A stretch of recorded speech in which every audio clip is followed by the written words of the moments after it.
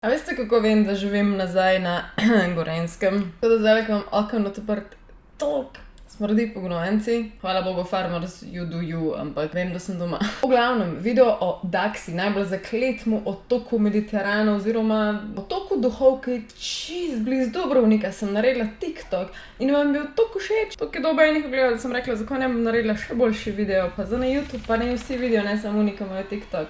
Stvar rešena. Alien mama gači, danes sem šel v zelenem. Gremo v video. A ja, pa članek, po katerem sem tale video veliko povzela, ne samo po temu, ampak veliko, ker je res dobro napisal, pa še obiskat ga išu, imate dol, ker si zasluž. Druge dve stvari, ki sta še dol, sta še moje dve kode.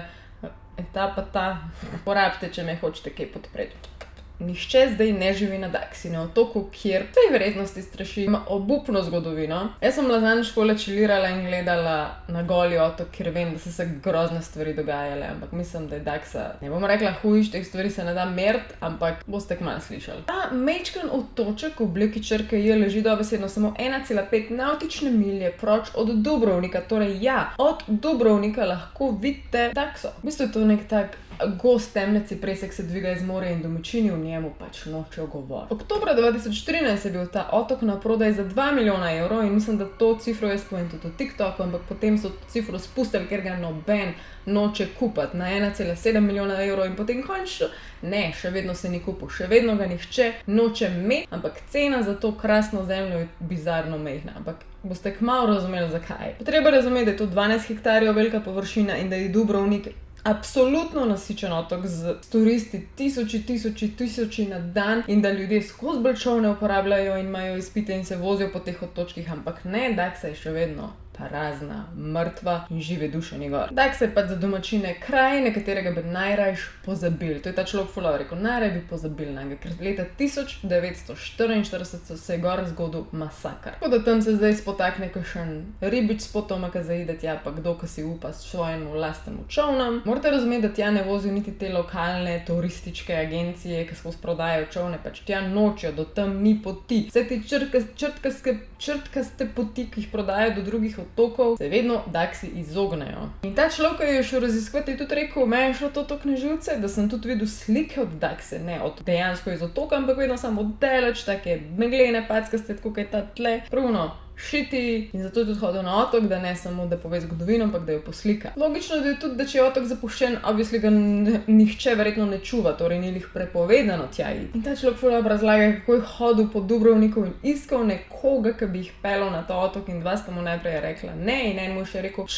človek, zašto bi, zakaj bi hodil tja, pač tam imaš dobesedno sam pokopališče ljudi, tako dobesedno pa smrtne ostanke, zakaj. In je rekel, ja, šubi, a me špelo in je rekel, ne, preveč sem vraževeran in v lifeu ne bom stopil na ta otok. Delac gleda taka precej porušena, čeprav se bleske ta gor tak ful bel svetilnik, vse je poraščeno z bršljanom, ogromne cipresi, nekih kaktusov, skale so po robovju, tak res misteriozen. Takmu grobmu pomolu, tudi na pol porušenemu pristaneš in potem ta njihov kapetan, ki jih je prepeljal, se je gladko rekel pač, da ne gre gor. Ja, nisem imela, končno so nekoga dobili, ki jih je pelo. Ni bil pa srečen glede tega. In tudi, kot je ta turist sklepal, so imeli otok praktično zase, ker ni bilo nobenega drugega gor. Kakor sem že razlagala na TikToku, tukaj gor je bilo včas precej vsega. Naprimer, prvi zapisi segajo 13. leti 1981. leta, ko je bil gor frančiškanski samostan. Pa tudi je bil priljubljeno zatočišče nek vetrobran teh ribičev, ki so majčkeno zatavali mogoče in jih je svetilnik potem rešil in so šli na ta otok počilirati. By the way, izhaja iz grščine deksios, torej desna roka, ne vem pa točno zakaj, mogoče kot desna roka, kot pomoč, kot rešitelj. Ampak po drugi svetovni vojni, kot sem rekla, 1944. leta se je tam zgodil pokol Daksa. In tudi cela situacija je ful sveža, ker je manj kot nekih 10 let, odkar so bila trupla gor, ki so gor pač ostala pokopana. Res sveža zadeva. Govorimo zdaj o koncu druge svetovne vojne, kot ste verjetno gledali Oppenheimerja, na eni točki so Nemci poraženi,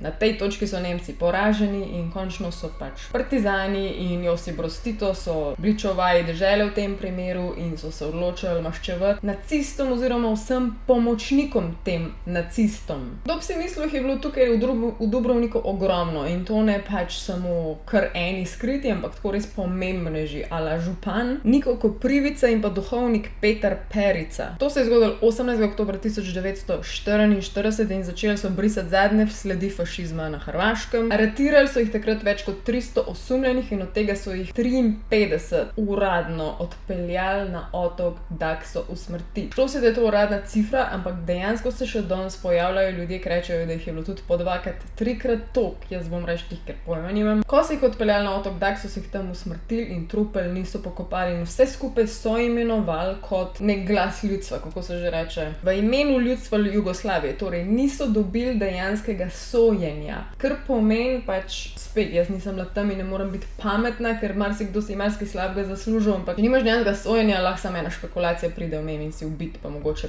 tudi po nekrivem. Potem so po Dubrovniku razdelili letake s 35 žrtvami, kot da uradno so jih 35 tam postrelili. In slišali so iz Dubrovnika takrat strele in te ljudje, ki so bili tam, morate razumeti, da so bili njihovi sorodniki, njihovi znanci, poznali so se med sabo in pač mogli biti bizarno. Ene so vrgli dol po skalah, ene so obesili čez skale, ene so obesili na ciprese, pač te smrti so bile ogabne. Potem so tudi ljudje popolnoma nehali zahajati na ta otok do leta 2009, ker je bilo jasno rečeno, pač ne hoditi tja. In meni je bizarno, koliko je to svežo zgodovina. Daxa je najmanjši otok o Elafitskem arhipelagu, dolg je samo 500 metrov, na najširšem delu je pa širok 200 metrov. Tako da, ko greš tja gor in tudi oni, ko so šli gor, ta tip, ki je to raziskoval, jih je pustil vozač čolna za dobesedno 1 uro in so imeli dosti. Tam so razni pomarančevci, pa limonovci, pa dišave, v teh se mešajo skupaj z divjim česnom in pa morski zrak, pa ti kaktusi bodeči in težko se je premikati, ker valjda ni shojeno in se neki bode in špika, ampak veliko se še vedno da videti. Ampak, ko se sprehajaš med temi stavbami, je fora, da se komaj še razbere,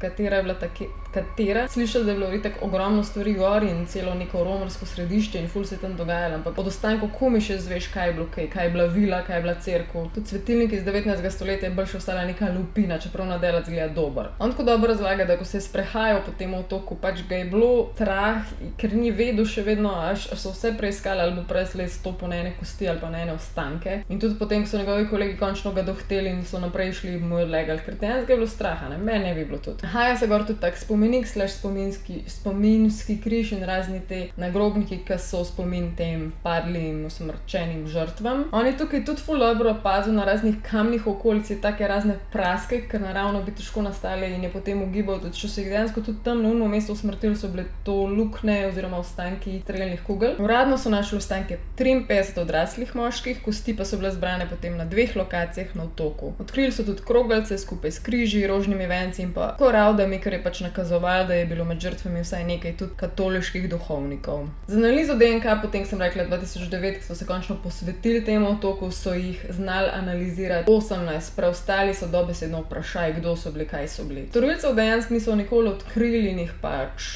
najbrž jih tudi marsikdo ne bi hotel požogati v drek. Zelo taka tema je. 35 kosti je pač anonimnih. In valjda je Daxa zdaj debata tudi takih tem, ko prije do duhov in strašenja, ker od jaz litem, ki se take stvari zgodijo, če bo kje strašilo, bo strašilo v takih situacijah. Vsi smo gledali Conjuring, kdo verjame v te stvari, če kdo vidi te stvari, ker mi velikrat pišete, pač nikoli nam rekla, da ne, jaz hvala Bogu ne vidim, ampak verjamem, da če kje ostanejo poltergeisti in pa duše, ki niso srečne s svojo smrtjo in nečesa niso dokončale, pa sploh pokrijem obtožene, mora to najbolj strašno zrhljivo odmevati. Tako da, če bom šla kdaj, če me kdo s čolnom pelje, ker zdaj vem, da imate vsi izpite že čolne, gremo definitivno čez dan in ne prespimo. Tak se ful me zanima, če je kdo od vas šel, ker verjamem, da ful raziskujete, že jaz sem šla zadnjič na Goli otok, ampak sam zraven njega nisem šla gor. Da mi napišete, kako je, kakšen je vibe, koliko je kaj ohranjeno, definitivno ful me vesela, če mi napišete. Zaenkrat pa, dragi moji, Alien Mama out. Pišite mi, da je za videj tukaj na Instagram, več ali manj vse vidim, skor probam in odpišem, tako da pridni bote, radi se imejte. Alien Mama out, aj čau.